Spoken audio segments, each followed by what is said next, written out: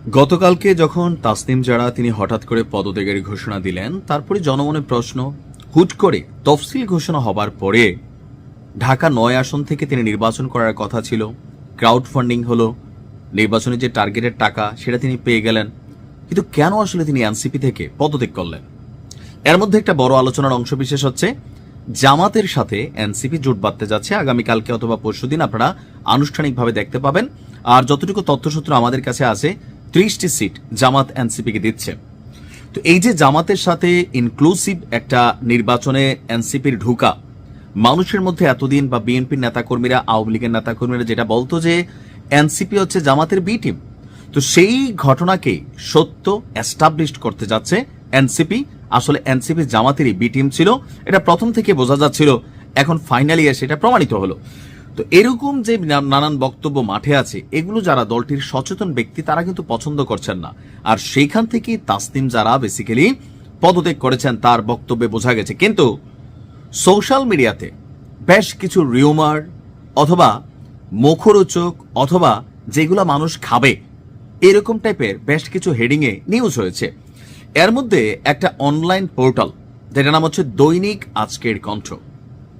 দৈনিক আজকের কণ্ঠ, আমি এটার প্রিন্ট ভার্সন ট্রাই করলাম, খুঁজতে পাইলাম না। যতটুকু দেখলাম যে ফেসবুক একটা পেজ আকারে নিউজ পোর্টালগুলো যেভাবে তাদের পেজ চালায়, সেখানেই তারা তাদের অ্যাক্টিভিটিস চালায়। আর পেজটা কোথাও না কোথাও আওয়ামী লীগ মতাদর্শের অথবা আওয়ামী লীগ এডমিনদের দ্বারাই পরিচালিত হয়, কারণ সবগুলো নিউজ দেখলে বোঝা যায় এখানে আসলে কি চলে। এই পেজটা থেকে দৈনিক আজাদের কণ্ঠ পেজটার যে হেডিং ছিল, নাহিদ ইসলামের কুপ্রস্তাব প্রত্যাখ্যান, ক্ষোভে দল ছাড়লেন তাসনিম জারা। নিজস্ব প্রতিবেদক, তারা নাম দেয় নাই, এখানে বলছে যে জাতীয় নাগরিক পার্টির আহ্বায়ক নাহিদ ইসলামের দেওয়া কুপ্রস্তাব প্রত্যাখ্যান করে দল থেকে পদত্যাগ করেছেন সদস্য সচিব ডাক্তার তাসনিম জারা। দলটির একজন যুগ্ম সদস্য সচিব বিষয়টি নিশ্চিত করেছেন। তো দলীয় সূত্রে জানা গেছে, এনসিপির আহ্বায়ক নাহিদ ইসলাম তাসনিম জারাকে একটি অনৈতিক প্রস্তাব বা কুপ্রস্তাব দেন, যারা সেই প্রস্তাবে রাজি হননি। এর জের ধরেই ক্ষুব্ধ হয়ে তিনি দল থেকে পদত্যাগের সিদ্ধান্ত নেন। এতটুকু অংশ পইরাই আমরা বুঝতে পারি যে এটা একটা ডাহা মিথ্যা কথা। বলে ভাই কিভাবে বুঝলেন? দেখেন, এনসিপিতে তাসনিম জারা যখন রাজনীতি করে, তার স্বামী খালেদ সাইফুল্লাহ তার সাথে সবসময় থাকে। এনসিপির যে কোনো মুভমেন্টে নাহিদ ইসলামরা যেখানে যায়, কক্সবাজার গেছে, বিভিন্ন জায়গায় গেছে, সেখানে কিন্তু একজন টিম মেম্বার হিসেবে তাসনিম জারা, তার স্বামী, আরেকজন ডক্টর খালেদ সাইফুল্লাহ যিনি আছেন, তাকে কিন্তু সাথে করে নিয়ে যান। এমনকি বিভিন্ন জায়গায় দেশে বিদেশে যেখানে সফর করেছেন, ম্যাক্সিমাম সময় আমরা দেখেছি তার সাথে তার স্বামীর উপস্থিতি।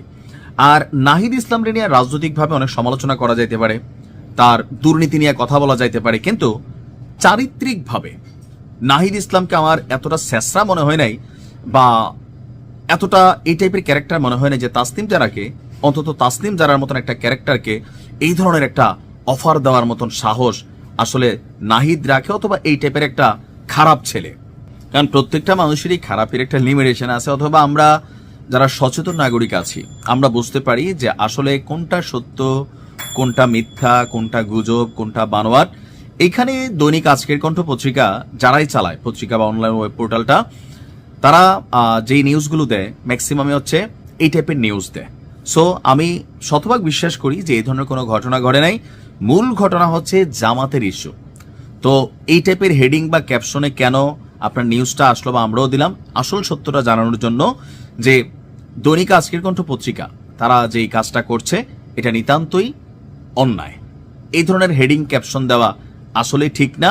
আর এই ধরনের অপবাদ নাহিদ ইসলামের বিরুদ্ধে হয়তো হাতে গোনা কয়েকজন যারা এনটি এনসিপি আছেন তারা বিশ্বাস করবেন। দেখেন, আমিও এনসিপির সমালোচক, কিন্তু যেটা সত্য সেটা আপনাকে বলতে হবে।